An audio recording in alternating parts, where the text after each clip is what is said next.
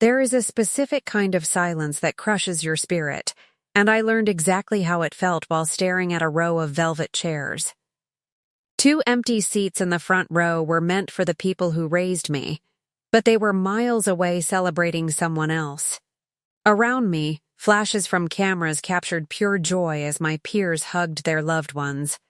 I checked my glowing screen one last time, hoping for a miracle. But the message from my mother was cold and brief, telling me to send photos later. The stinging rejection was not a surprise, even if it cut straight to my bone.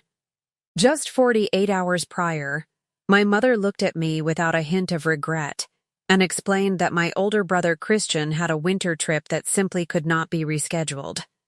When I reminded her that my medical school pinning ceremony only happened once, she just shrugged her shoulders and said I would have other graduations in the future. She spoke as if years of agonizing sacrifice could be traded for a casual vacation. I hastily shoved the device into my white coat before anyone could witness my hands trembling from the humiliation. That was when my advisor, a brilliant cardiologist named Dr. Lawrence Vance, stepped up beside me and quietly assessed the situation. He did not ask the painful question because he already understood the bitter dynamics of my family.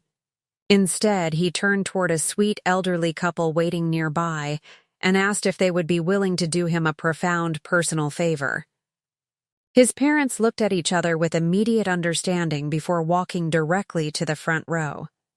I started to protest, insisting that they did not need to do this for a stranger. But his mother gently stopped me and said they were offering out of love.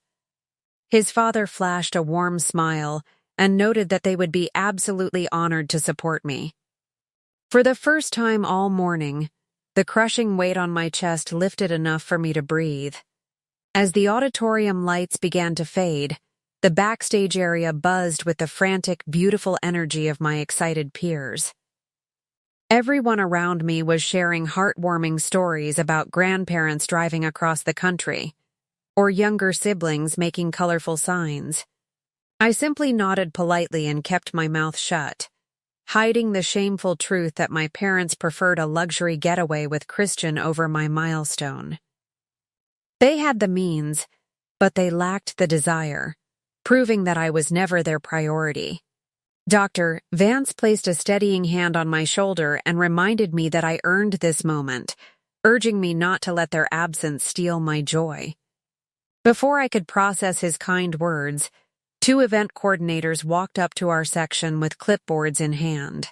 They leaned down to confirm that the elderly couple would remain seated right next to me for the entire duration of the program.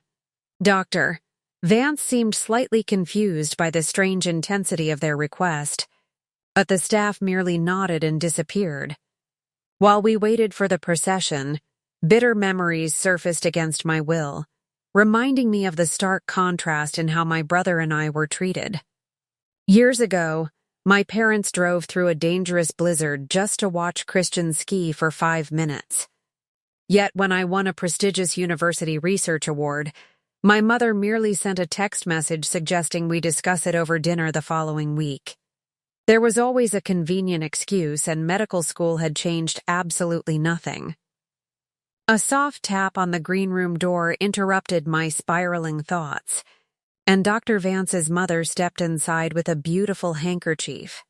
She told me she always carried a spare because happy tears had a frequent habit of showing up at these events. Her husband laughed quietly and promised they would pretend they saw nothing if I happened to break down. Their unexpected tenderness brought a genuine smile to my face, and I thanked them for embracing someone they barely knew. Suddenly, a media assistant walked in with a large camera and asked if she could take a quick photograph of me with my guests. I agreed, assuming it was just a routine image for the university website or the local digital program. The photographer snapped a few pictures, muttered a quick thank you, and hurried away with an air of mysterious urgency. Moments later, another staff member whispered to the couple, reminding them strictly not to move from their designated spots. The traditional music filled the room as the ceremony commenced, and hundreds of proud family members stood up to cheer.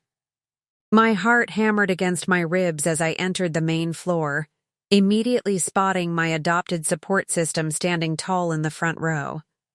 The moment they noticed me, they waved enthusiastically, and his father proudly shouted that I was their future doctor.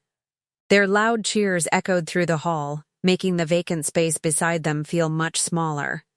One by one, the graduates walked across the stage to receive their honors amidst deafening applause from the crowd.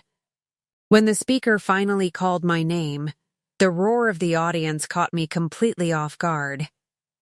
I walked across the platform, catching Dr. Vance nodding with immense pride from the wings, while his parents clapped with pure, unadulterated joy.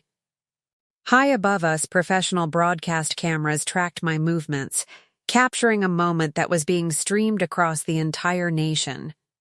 Countless miles away, my brother was laughing at a mountain resort while my parents enjoyed a lavish lunch on a sunny outdoor patio. My mother's phone buzzed aggressively with multiple notifications from friends asking if she was watching the live broadcast. She glanced at the screen, casually silenced the incoming alerts, and put the device away without a second thought. She told my father they would catch up later, because today belonged entirely to Christian's winter getaway. Back in the auditorium, the master of ceremonies stepped up to the microphone just as the final student returned to their seat. She announced that before concluding the event, they had a very special, unannounced presentation to make. The room fell completely silent as she explained that a national committee had reviewed countless nominations for exceptional community service. A television producer rushed down the aisle, tapped Dr. Vance's parents on the shoulder, and quietly escorted them up to the main stage. The host opened a golden envelope and revealed that the recipient would receive a massive community impact grant worth $750,000. The entire room gasped in disbelief, and my jaw dropped as the speaker called my name to join them. My legs felt like lead as I walked toward the podium while the audience erupted into a standing ovation. Dr. Vance stood there with a massive grin, finally revealing the incredible secret he had harbored for months. As I reached the center stage, the host publicly thanked the lovely couple standing by my side for supporting such an incredible student. Dr. Vance's mother took the microphone and humbly clarified that they were not my biological parents, but rather the parents of my mentor. His father added that when they discovered I would be sitting completely alone, they felt deeply privileged to fill those empty chairs. I wept openly as she squeezed my trembling hand tightly. The emotional scene broadcasted live to thousands of viewers, and the internet immediately erupted with questions about the whereabouts of my actual family. Within minutes, furious relatives and nosy neighbors back home began connecting the dots and bombarding my mother with messages. At the resort, her phone vibrated uncontrollably until my father finally opened the video stream. The first image he saw was another family standing proudly beside his daughter on national television, receiving the praise they deserved. By the time the event concluded, my phone was filled with dozens of panicked missed calls from my parents, but I chose to ignore them. I spent the afternoon doing interviews and celebrating with the people who actually valued my existence. Hours later, I sat in a quiet courtyard and finally answered my mother's persistent call. Before I could speak, she whined that people were saying horrible things about them, desperately claiming they never intended to abandon me. I told her calmly that they skipped the ceremony because they truly believed my hard work was insignificant, leaving them completely speechless. Later, Dr. Vance brought me the official paperwork and explained how he had secretly nominated me after witnessing my dedication to free medical clinics. His parents became my guardians that day simply because they chose to show up when it mattered. My parents begged for forgiveness to save their reputation, but I firmly closed that chapter of my life. Now, as I begin my residency, My front row is always filled with a chosen family who values my presence unconditionally. If you found inspiration in this journey of self-worth and resilience, please hit the subscribe button for more powerful stories.